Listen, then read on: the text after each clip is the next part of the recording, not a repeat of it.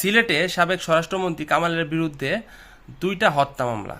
তো বিস্তারিত থাকছে আজকের এই পুরো ভিডিওতে। অবশ্যই আপনারা পুরো ভিডিওটি দেখবেন এবং বিস্তারিত এই নিউজে কি কি লেখা আছে সেটি আমি আপনাদের পুরো ভিডিওতে পড়ে শোনাবো। সিলেটে সাবেক স্বরাষ্ট্রমন্ত্রী আসাদুজ্জামান খান কামালের বিরুদ্ধে পৃথক 2টি হত্যা মামলা করা হয়েছে। শাহজালাল বিজ্ঞান ও প্রযুক্তি বিশ্ববিদ্যালয়ের সাবিপ্রবি শিক্ষার্থী রুদ্র সেন ও স্থানীয় সাংবাদিক এটিএম তুরাব হত্যার ঘটনার মামলা দুটো দায়ের করা হয়েছে তার জন্য। সোমবার 19 আগস্ট সকাল 11টায় অতিরিক্ত চিফ মেট্রোপলিটন ম্যাজিস্ট্রেট আদালতে নিহত সাংবাদিক এটিএম তুরাবের ভাই আবুল আহসান মামলা দায়ের করেন। দুপুরে বৈষম্য বিরোধী ছাত্র আন্দোলনের ছবিপ্রবির সমন্বয়ক হাফিজুল ইসলাম বাদী হয়ে অপর মামলাটি করেন। তার বিরুদ্ধে বর্তমানে দুটো মামলা রয়েছে। আর এছাড়া তিনি যেসব ক্রাইম করেছিলেন সেগুলো তো আলাদা। জানা গেছে আন্দোলন চলাকালে পুলিশের গুলিতে নিহত হন সিলেট প্রেস ক্লাবের সদস্য ও দৈনিক নয়া দিগন্তের সিলেট প্রতিনিধি এটিএম তুরাব।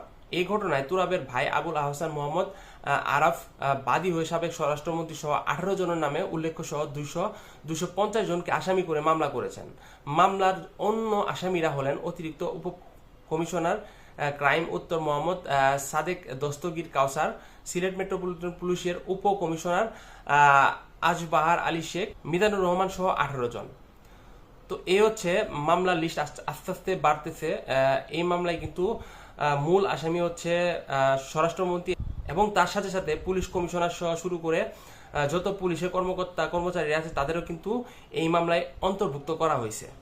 এদিকে সিলেটে বৈষম্য বিরোধী ছাত্র আন্দোলনের শাহজালাল বিজ্ঞান ও প্রযুক্তি বিশ্ববিদ্যালয়ের সবিপ্রবি শিক্ষার্থী রুদ্র সেনের মৃত্যুর ঘটনায় সাবেক স্বরাষ্ট্রমন্ত্রী আসাদুজ্জামান খান কামাল সহ পুলিশ কর্মকর্তা, জনপ্রতিনিধি, আওয়ামী লীগ, ছাত্রলীগ, যুবলীগের 76 জন নেতাকর্মীদের বিরুদ্ধে মামলা দায়ের করেছে। এই মামলা দায়ের করেছে কিন্তু তার বাবা মা।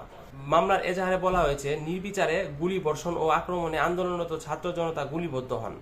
অনেকেই আতঙ্কে ছুটাছুটি শুরু করেন। সাউন্ড গ্রেনেড ছুড়ে এলাকায় আতঙ্ক ছড়ান তারা। এই সময় ধাওয়া খেয়ে আন্দোলনরত সাবি শিক্ষার্থী রুদ্র সেন একটি সংযোগ খালে পড়ে যান। পরে পানিতে ডুবিয়ে তার মৃত্যু নিশ্চিত করে আসামিরা। তো এই হচ্ছে আজকে দৈনিক ইত্তেফাকের গুরুত্বপূর্ণ একটি নিউজ। তো এই মামলায় কিন্তু কামালকে প্রধান আসামি করা হয়েছে এবং এর সাথে তার বিরুদ্ধে 2টি হত্যা মামলা এই জায়গায় দায়ের করা হয়েছে। তো আপনারা স্বরাষ্ট্রমন্ত্রী কামালের এই হত্যা মামলার বিষয়টি কিভাবে দেখছেন তা অবশ্যই কমেন্ট করে যান। আর এমন আরো সব গুরুত্বপূর্ণ নিউজ আপডেট সবার আগে ভিডিও আকারে পেতে আমাদের ইউটিউব চ্যানেলটিকে অবশ্যই সাবস্ক্রাইব করুন। সবাইকে অসংখ্য ধন্যবাদ পুরো ভিডিওটি দেখা।